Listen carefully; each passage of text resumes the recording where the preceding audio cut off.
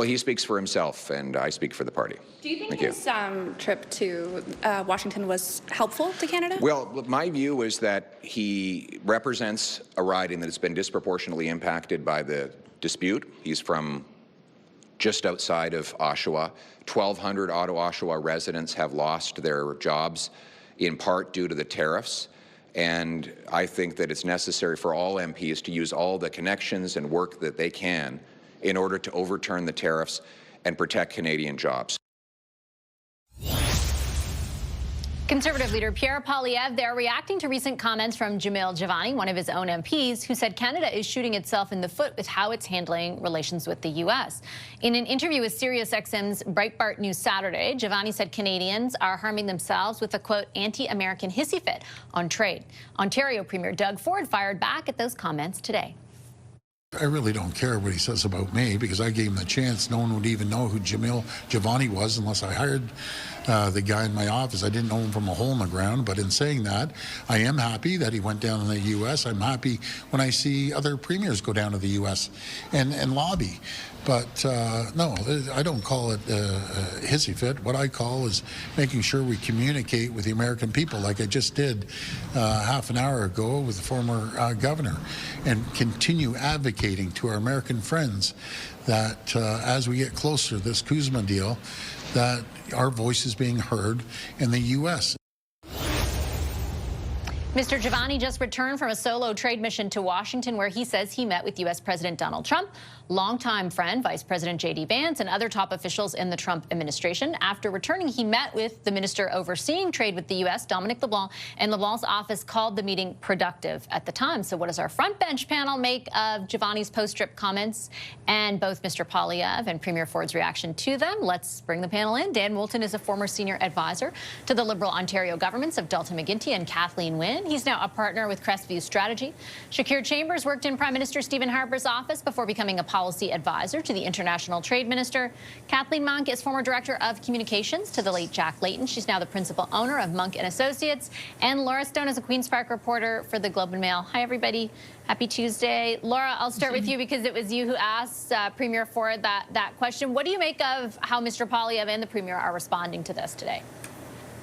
Well, look, I mean, clearly in the Ford comments, there's no love lost between those political figures. They have a long history together. And as you'll recall, Jamil Jivani gave a blistering interview on election night, essentially blaming Doug Ford for the Conservatives' loss. And he's also criticized their COVID-era education policies. But look, I mean, I think the big question coming out of this trip and the comments to Breitbart were, who does Jamil Jivani speak for? And I think it was important and notable that Pierre Poilievre came out today and said bluntly he speaks for himself and I speak for the party. So I think there were a lot of questions here about whether Mr. Poilievre would respond, whether this is a challenge to his leadership from a member of his caucus, and whether there's some mixed messaging going on the Conservatives' position on Canada-U.S. relations, and that has been a perceived weakness for the Conservative Party. So he obviously came out today knowing he was going to be asked about this.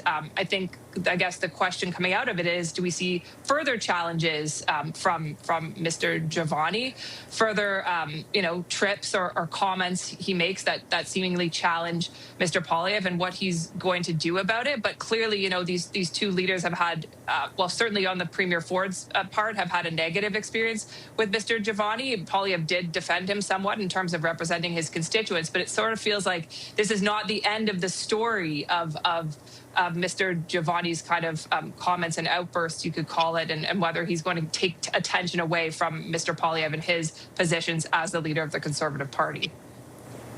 Yeah, I think Laura's right, Kathleen, that it is notable that Mr. Poilievre did say, like, he speaks for himself, I speak for the party. I think part of the reason why a question to Mr. Poilievre on this was so anticipated is, A, we haven't heard from him since Mr. Jivani returned, but also right before the trip, He gave his speech at the Conservative convention where he, resoundingly passed his leadership review. But one of the standouts for people who weren't inside the room was certainly the absence of the name Trump or much talk about his position on Trump.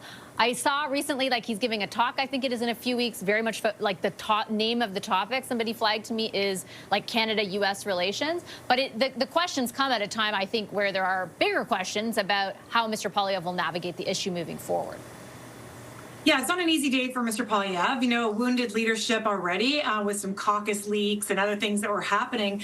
But really, when Jamil Jivani went to Washington, he was auditioning. But to be clear, he was not auditioning for Prime Minister Carney's job. He's actually auditioning to be the opposition leader.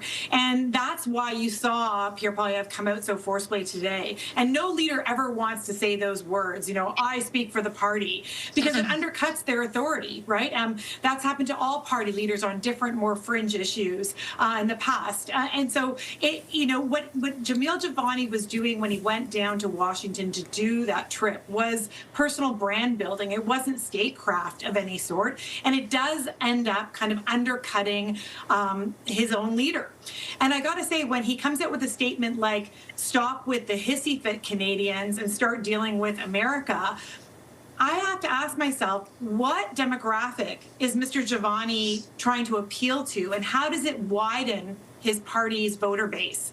Because I think of all of the women and men of all ages that have taken small sacrifices or large ones in terms of losing their jobs, or smaller ones, just things like, giving up their sweet potatoes because they come from the States, or quarts of raspberries that were grown in the U.S. All of those people, he is just alienated by telling them that they are basically having a hissy fit. So he may become leader one day, Mr. Jivani, but it'll be of a rump party.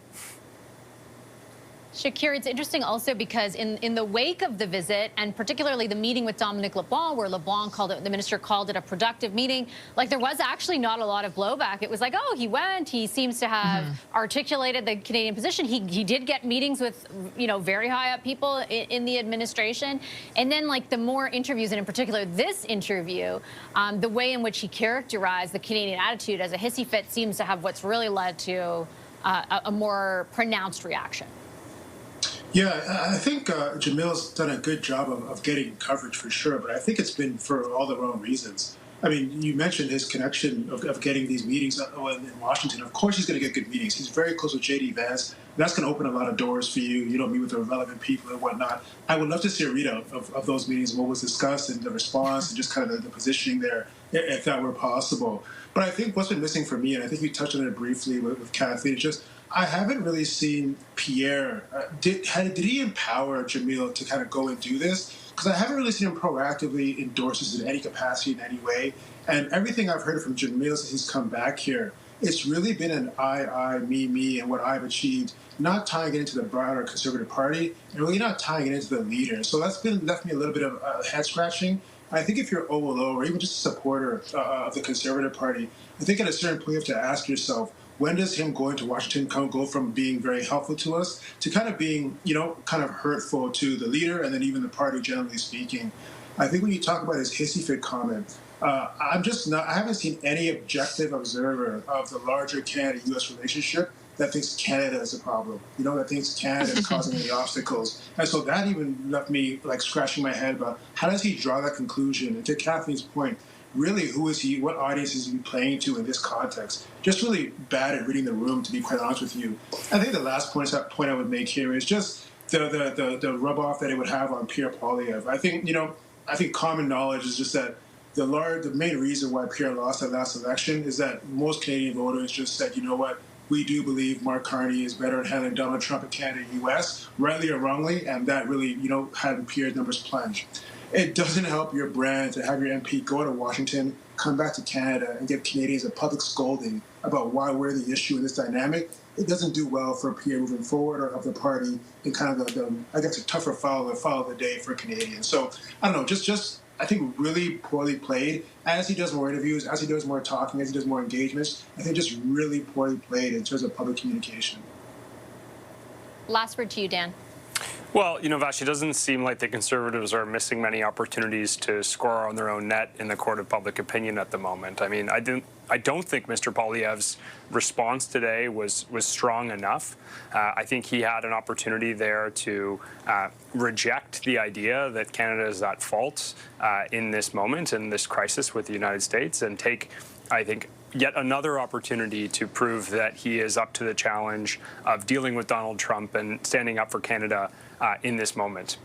Mr. Jivani as well, I mean, to come back from D.C. and make those comments that accuse Canada of undertaking a hissy fit right now completely undermined the entire trip. I think there's a world in which his visit to D.C. and the meeting with J.D. Vance could have been marketed as a win for not just him, but for his party and for his leader. And then he's completely undermined the entire thing with these unwise comments on a far-right American news publication over the weekend. So, it just seems like a consistent trend here where the Conservatives are sort of awry and off message. We saw this just late last week as well with the Conservative MP going public that he was admonished at a caucus meeting for refusing the MP pay increase. So you've got these MPs in the Conservative caucus who are just out there freelancing, doing their own thing right now. And it just seems like a consistent narrative that undermines Mr. Poilievre's leadership. And I think is highlighted through public opinion polling that the Conservatives are just in this position of weakness, looking like the ongoing losers of Canadian politics in this moment. I think Mr. Poilievre in that press conference was asked, Laura, you can correct me if I'm wrong, how things were in caucus, alluding to some of what you discussed. And I think he either said, good or whatever, but he said overall. Like the qualifier at the end was overall. So take that for what it is.